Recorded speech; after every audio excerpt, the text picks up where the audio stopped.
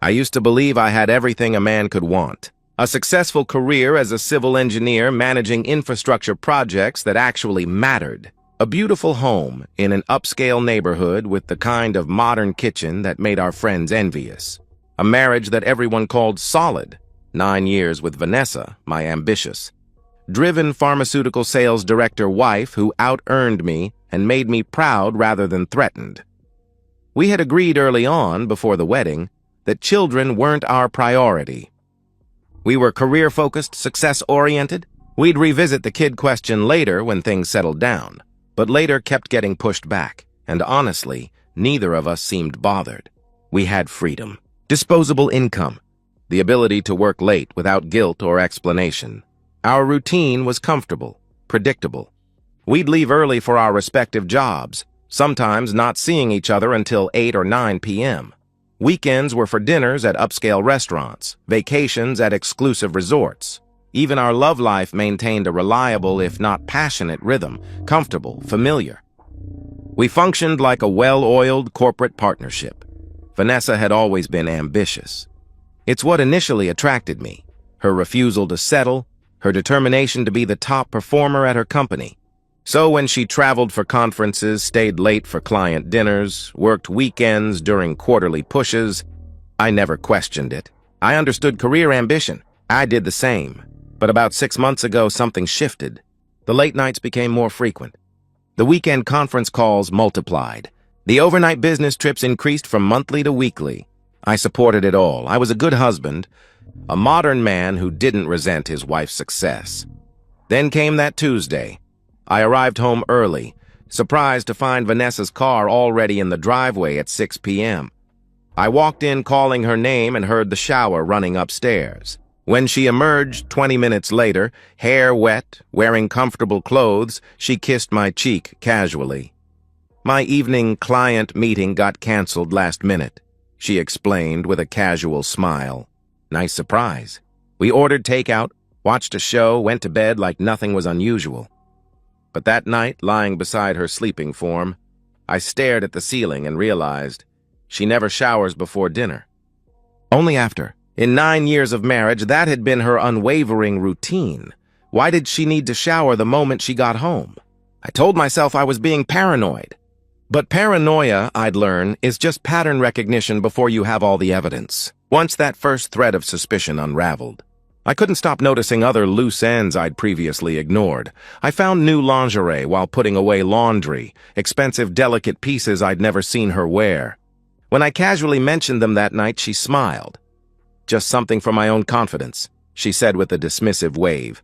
Feeling good under my work clothes helps me close deals. It sounded reasonable. But I realized she hadn't worn anything special for me in months. Then there was the perfume. Vanessa had worn the same light floral scent for years, but lately on specific days, her meeting days, she wore something different. Heavier, more sensual. I recognized it from the Nordstrom perfume counter. Over $300 a bottle. She never wore it around the house, only on those particular days. Her phone behavior changed, too. Always face down now. Password changed for the first time in our marriage. Company implemented new security protocols, she explained when I noticed, the words coming a bit too quickly. The explanation sounded rehearsed. The Friday night incident crystallized everything. Vanessa announced she needed to go into the office to prepare for Monday's presentation. She left at 7 p.m., said she'd be back by 10. I settled in to watch a game, then remembered I'd left my tablet in her car that morning. I went to the garage to retrieve it. Her car wasn't there. I checked the driveway, the street. Nowhere. She said she was going to the office 15 minutes away. I called her cell 4 rings before she answered, slightly breathless. "Hey, honey, what's up?" she asked, her voice overly casual. "Just wondering when you'll be home," I said carefully. "Should be another hour or so." "This presentation is more complex than I thought," she replied. There was background noise, not office sounds, music, voices. "Okay, just checking." "Love you," I responded evenly. "Love you too." She hung up quickly. Vanessa arrived home at 11:20 p.m. She'd changed clothes, no longer in the business casual outfit she left in, but jeans and a sweater. Her hair was slightly damp. The office AC was broken, she explained, avoiding direct eye contact. I was sweating, so I changed in the bathroom and freshened up before driving home. The next morning, while she showered, I checked the hamper. The business casual outfit was there. I lifted the blouse to my nose and immediately recoiled. Men's cologne. Expensive, woody, sophisticated. Definitely not something I wore. Not something that would be in our home or her office. That Sunday, I cleaned out her car and found a parking stub wedged under the passenger seat. Harbor Plaza Hotel parking garage, dated Friday night. Timestamp 7:47 p.m., exit stamp 10:52 p.m. She wasn't at the office. She was at a hotel for 3 hours. I sat in the driver's seat holding the stub, my hands finally starting to shake. I wasn't paranoid. I wasn't imagining things. Something was very, very wrong. I put the parking stub in my wallet and went inside. Vanessa was making breakfast, humming to herself, looking relaxed and happy. She smiled when I entered the kitchen. I smiled back and asked what she wanted to do today. I had a choice. Confront her with a parking stub she could explain away, or find out exactly what I was dealing with. I chose the truth, no matter how much it would cost.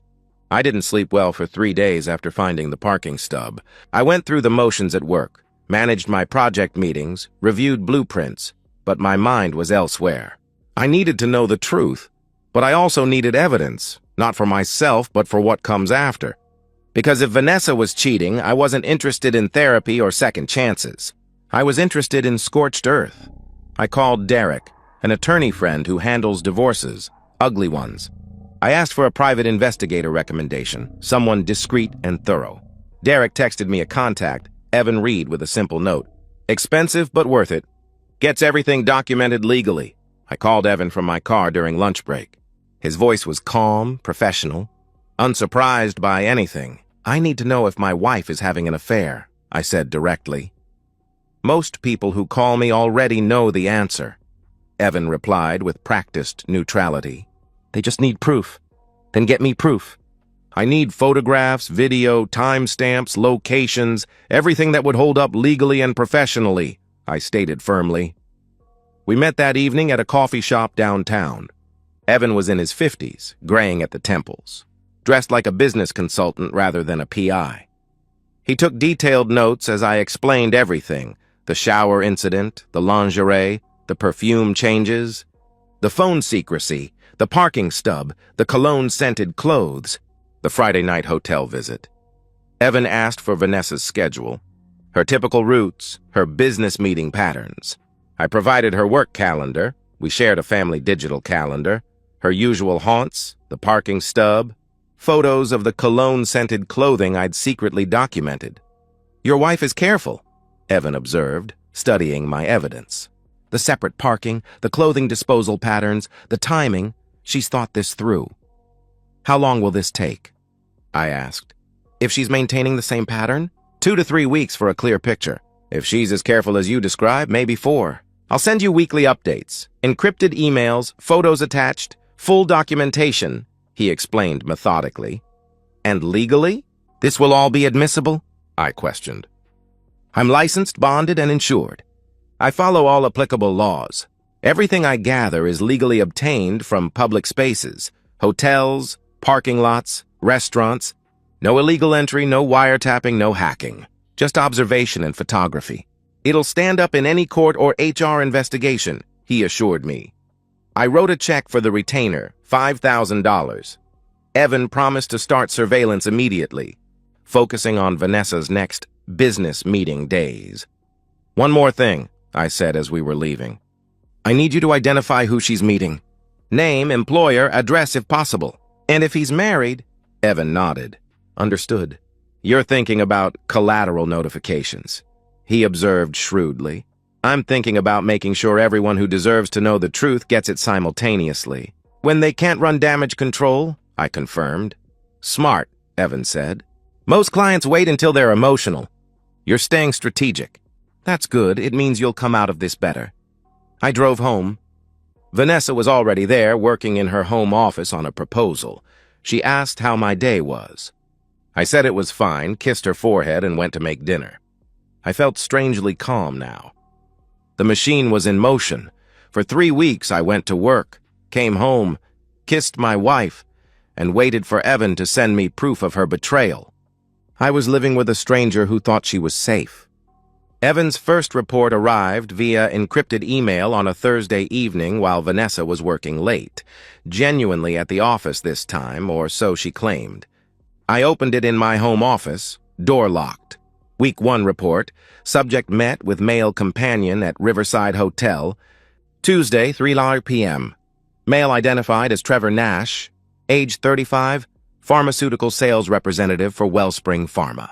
Nash checked into room 412 at 2:45 p.m. using company credit card, confirmed via discreet inquiry with hotel staff, expensed as business accommodation. Subject arrived 15 minutes later, bypassed front desk entirely, went directly to elevator bank and 4th floor, emerged separately 3 hours later. Nash exited first at 6:10 p.m. Subject waited until 6:32 p.m. before leaving via side exit. Both vehicles observed. Nash parked in hotel lot, subject parked 3 blocks away in public lot, likely avoiding hotel records cameras. Photographs attached. 47 images documenting arrivals, exits, vehicle placements, timestamps. I scrolled through the photos. Vanessa entering the hotel side door, checking her phone, looking around nervously. Trevor Nash, younger than me, athletic build, expensive suit, leaving the hotel main entrance looking relaxed and satisfied. Vanessa emerging later, hair slightly disheveled, checking her appearance in her phone camera before walking to her distant car. That night, Vanessa came home at 8 p.m. and mentioned her client meeting ran long. I asked how it went. Really productive, she said with a bright smile. Building good relationships with potential accounts. I nodded and asked what she wanted for dinner. Week 2. Report. Pattern confirmed and expanded. Wednesday, Parkside Suites Hotel, different location, same operational procedure. Nash checked in at 1:50 p.m., room 807, company card. Subject arrived 2:15 p.m., used employee service entrance, completely avoiding lobby cameras. 4-hour interval before separate exits. Nash first at 6:25 p.m., subject at 6:48 p.m. Subject's vehicle again parked blocks away. Additional observation. Subject made stop at dry cleaner immediately after hotel departure, dropped off clothing worn that day. Nash's LinkedIn checked public post about productive business trip to the region, posted same day as hotel meeting. Photographs and timeline documentation attached, 63 images. I noted the evolution. They were refining their system, using different hotels, avoiding any repeated patterns that might alert hotel security or create recognizable routines. Vanessa was learning, adapting, getting better at deception. Week 3. Report. Major developments. Harbor Plaza Hotel, Executive Suite 1847, Tuesday afternoon. Nash checked in 2 p.m. Subject arrived 2:30 p.m. I secured room 1824 directly across courtyard with clear sightline to target room, paid premium rate for strategic positioning. Curtains left partially open. Possibly arrogance, possibly carelessness. Obtained photographs through window using telephoto lens showing intimate contact, embracing, kissing, undressing. Video footage captured extended intimate activity over 3-hour period. Faces clearly visible, actions unambiguous. Subject exited via service elevator at 5:47 p.m., clearly attempting to avoid main lobby traffic. All evidence documented with timestamps, GPS coordinates, metadata intact. Note, this is legally obtained from public positioning, my hotel room, photographing visible activity in inadequately curtained windows. Admissible. The photos were explicit without being pornographic. Vanessa and Trevor embracing by the window, kissing. Trevor's hands on her body, clothing being removed. Video stills showing them on the bed, bodies intertwined, her face clearly visible in an expression of pleasure I hadn't seen in years. I sat in my office staring at the images for 20 minutes. I didn't cry, didn't rage, just felt cold, hollow, and absolutely certain about what comes next. Evan's accompanying analysis was comprehensive. Parking records from public lots near all hotels. Dry cleaning receipts showing Vanessa's increased frequency, from bi-weekly to weekly. Trevor's LinkedIn posts correlating perfectly with business trip dates that match hotel visits. expense report patterns showing Trevor's increased travel expenses to our region.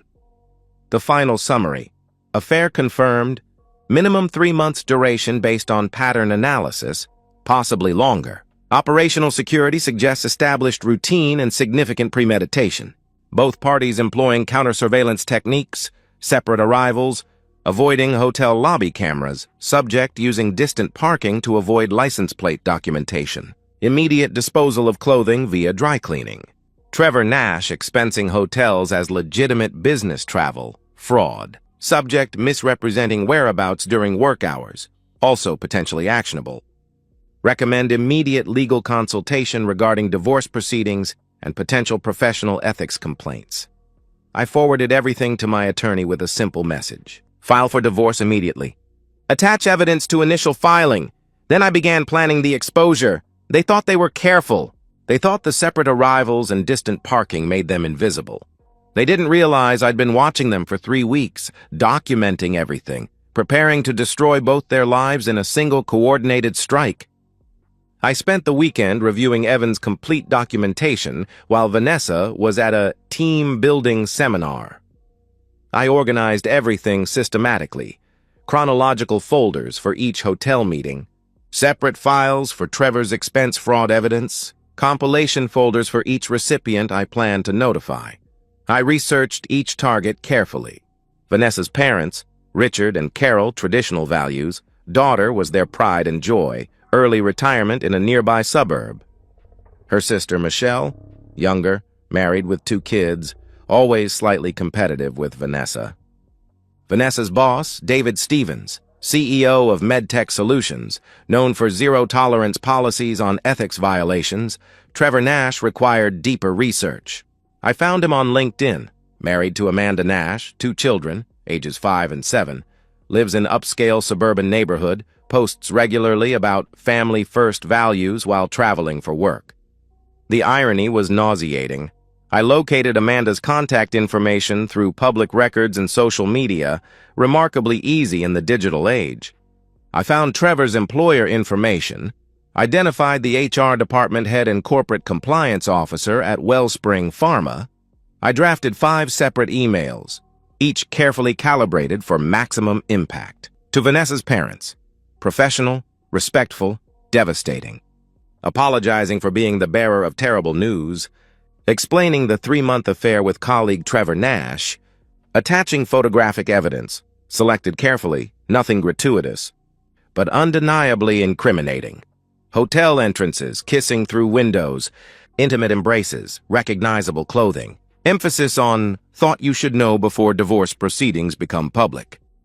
To Vanessa's sister, similar approach, slightly less formal, more focus on betrayal of family values and the systematic deception involved. To Vanessa's CEO, businesslike and devastating. Framing the issue as professional ethics violation, conducting affair during claimed work hours, misrepresenting work activities, using client meetings as pretexts for personal liaisons. Attached evidence showing pattern of deception.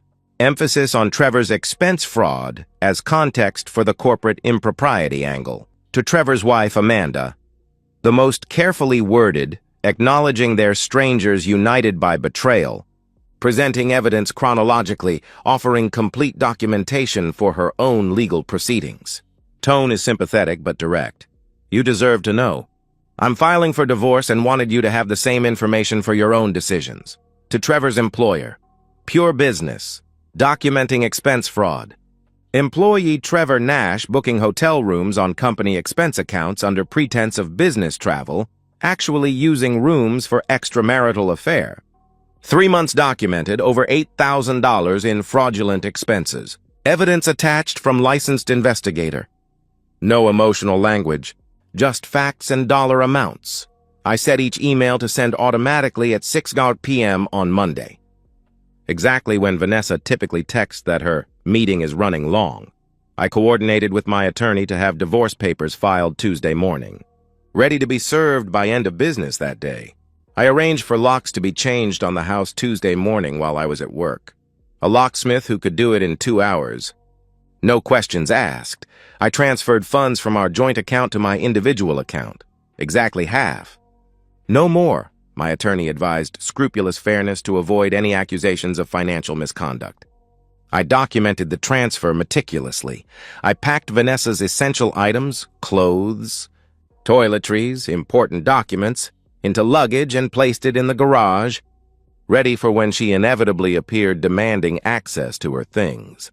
On Monday morning, Evan sent a text, FYI, Nash just reserved Harbor Plaza Executive Suite 1203 for tonight using company card. Subject's calendar shows client meeting TBD location for this afternoon. They're following pattern. Perfect. I texted back, thanks. Final payment will be sent today. We're done after this. Monday afternoon proceeded normally. I attended meetings, reviewed structural calculations, approved subcontractor work. Colleagues noticed nothing unusual. I was completely calm. At 3:17 p.m., Evan texted, subject just entered Harbor Plaza via side entrance. Nash checked into 1203 at 2:58 p.m. Visual confirmation she went directly to that floor. Room service ordered. Champagne and appetizers. Settling in for the evening? I didn't respond. I opened my laptop and reviewed my drafted emails one final time. 5 messages, carefully constructed, scheduled to detonate simultaneously. 5 bombs placed with accuracy. At 5:47 p.m., my phone buzzed. Text from Vanessa. Sorry, honey, the business meeting is running long. Might be here until 9 or 10. Don't wait up! I stared at the heart emoji. She's probably naked with Trevor right now or minutes away from it, laughing about how her husband is so trusting, so oblivious, so easy to deceive. PM arrived. My computer chimed softly. Scheduled emails sent. I counted to 60. Then I replied to Vanessa's text. Don't worry. The PI has you and Trevor on photo and video for 3 months straight. Every hotel, every meeting, everything. I've sent all evidence to your parents, your sister, your boss, Trevor's wife, and his employer. Divorce papers filing tomorrow. Locks changed. Don't bother coming home. Enjoy your business meeting. Send. Then I blocked her number. I imagined her phone lighting up, message after message. Call after call, her entire world disintegrating while she was naked in a hotel room paid for by someone else's company. I poured myself a scotch and waited. I didn't check my phone for the first hour. I made dinner, pan-seared salmon, roasted vegetables, a decent Chardonnay, and watched a documentary about Roman engineering. I was surprisingly calm, almost detached. The decision had been made, the consequences unleashed, and there was no taking it back now. At 7:23 p.m., an unknown number called. I ignored it. Then another. And another. I turned my phone to silent and finished my documentary. At 8:45 p.m., Evan sent a final text. Multiple calls being made from target room. Observed subject attempt to leave hotel at 6:47 p.m. but returned to room 3 minutes later. Nash's vehicle still in lot as of 8:30 p.m. Both subjects appear to be in crisis mode. They're trapped in there, dealing with the fallout. Want me to maintain surveillance? No, we're done. Send final invoice. Thank you for excellent work, I replied, feeling a cold satisfaction. I slept remarkably well that night. Tuesday morning brought the flood. I unblocked my phone at 6 a.m. and found 47 missed calls, 29 voicemails, 68 text messages. I ignored all of Vanessa's attempts to contact me and focused on the others. Vanessa's father, Richard, left a voicemail at 6:14 p.m. Monday, 14 minutes after the email sent. Graham, Carol and I just saw your email. We don't know what to say. We're horrified. Absolutely horrified. Our daughter. Jesus Christ. We're so sorry. We'll call you tomorrow when we've processed this. Thank you for telling us. You deserved so much better than this. His voice cracked with emotion. Vanessa's sister Michelle's voicemail was colder. I always knew Vanessa was competitive and ambitious, but I never thought she was a cheater and a liar. She's not welcome in our home. Don't blame you for anything you do. She made her choices, she stated.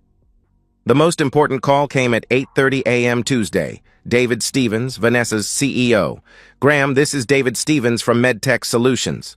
Thank you for bringing this situation to our attention.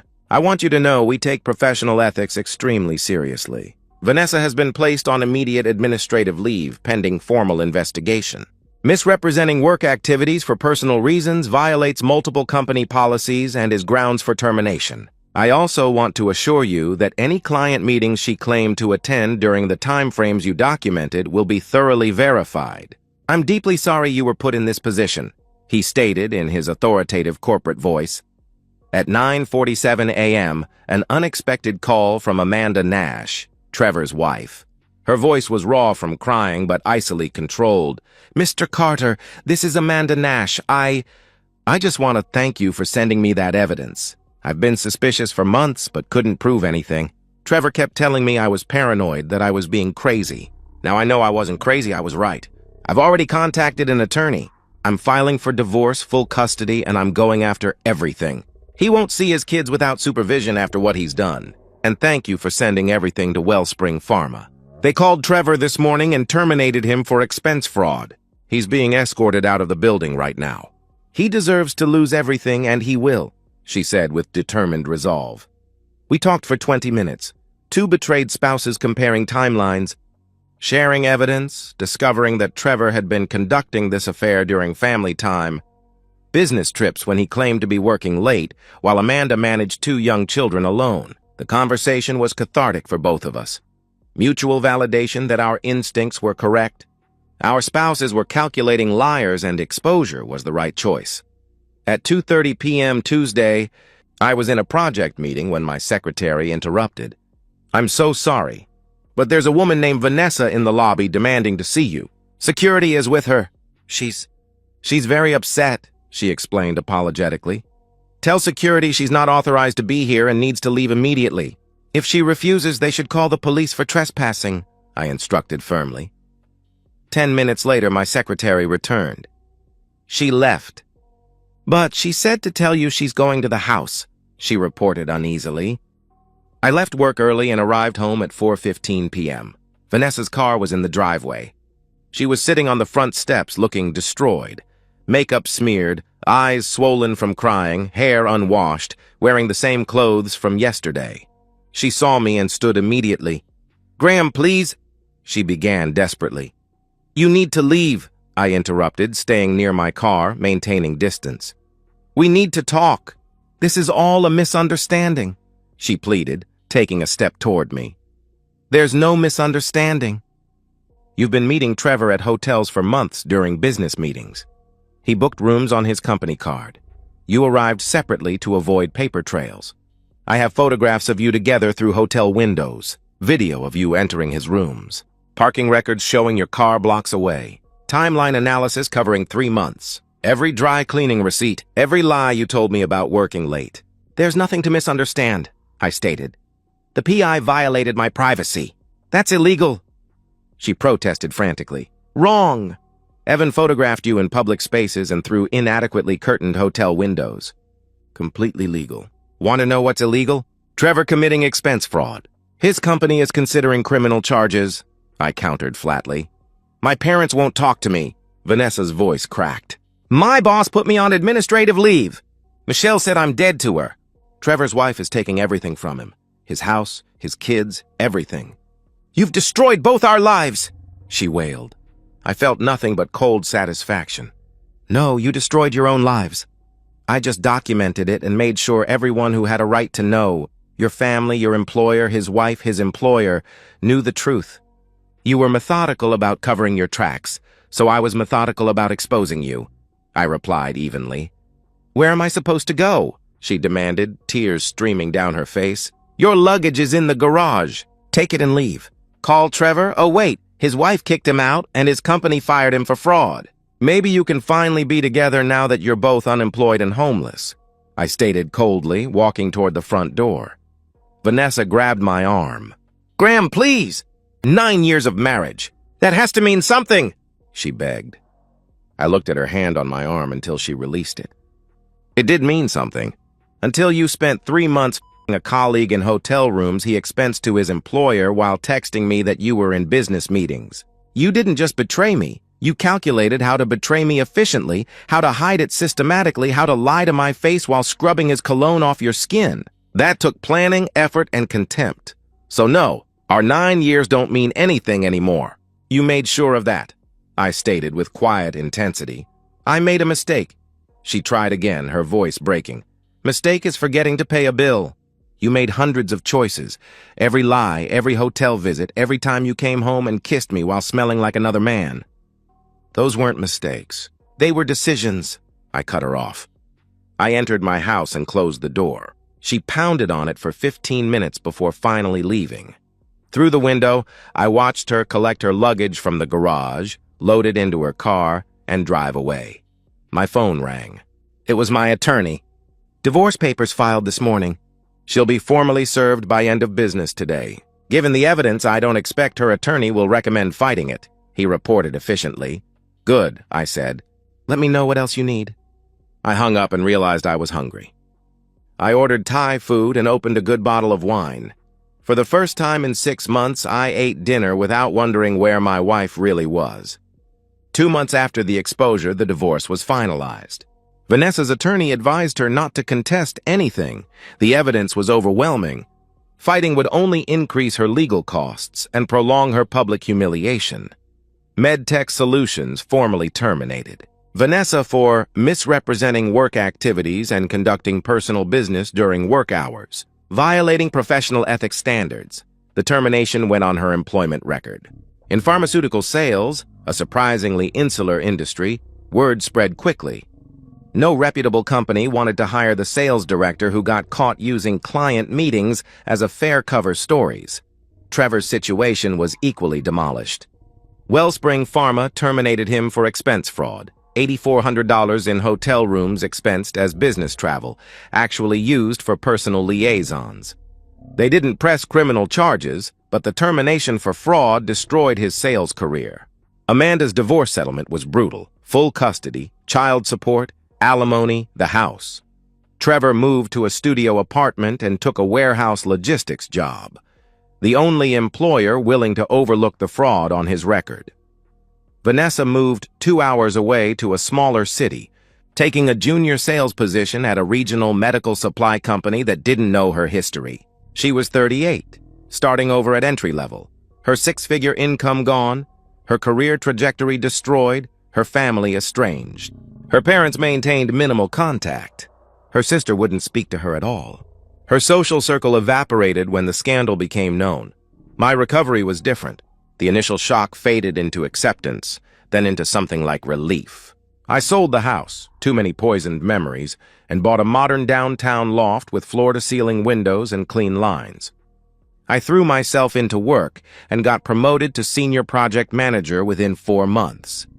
At a work function celebrating a completed project, I met Dr. Sarah, a structural engineer consulting on one of my infrastructure developments.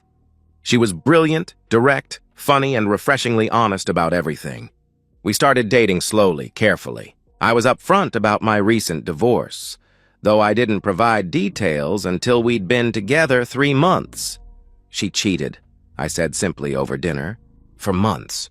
I hired a PI, documented everything, and ended it decisively. "Good," Sarah said firmly, her eyes meeting mine. "Life's too short for liars." That response, her immediate dismissal of deceit, her clear values about honesty, told me everything I needed to know. I'd found someone who values the same things I do: integrity, loyalty, genuine effort rather than perfection. 1 year after the exposure, Sarah and I became serious, meeting each other's families, discussing moving in together, building something real. When Vanessa sent a long, apologetic email asking if we could at least talk, Sarah read it and offered her advice: delete it. She made her choices. "You don't owe her closure," she said with quiet certainty. I deleted it without responding. I learned that decisive action, while painful, prevents prolonged suffering. That exposure, showing people exactly who someone is through their own documented actions, is more powerful than any confrontation or argument. That when someone is methodical about covering their tracks, they know exactly what they're doing. There's no confusion, no mistake, just calculated deception. Most importantly, I learned that the best revenge isn't elaborate or prolonged. It's simply telling the truth to everyone who matters: family, employers, the betrayed spouse of the affair partner, all at once. at the exact moment when they think they're safe and untouchable. Vanessa destroyed her own life. I just made sure the documentation was thorough and the audience was complete. And that's the end of today's story. If you enjoyed it, please give this video a thumbs up and drop a comment below. Your support helps the algorithm push my content further. If you're new to the channel, don't forget to hit that subscribe button. It really helps me keep creating more stories for you. Thanks for watching, and I'll see you in the next one.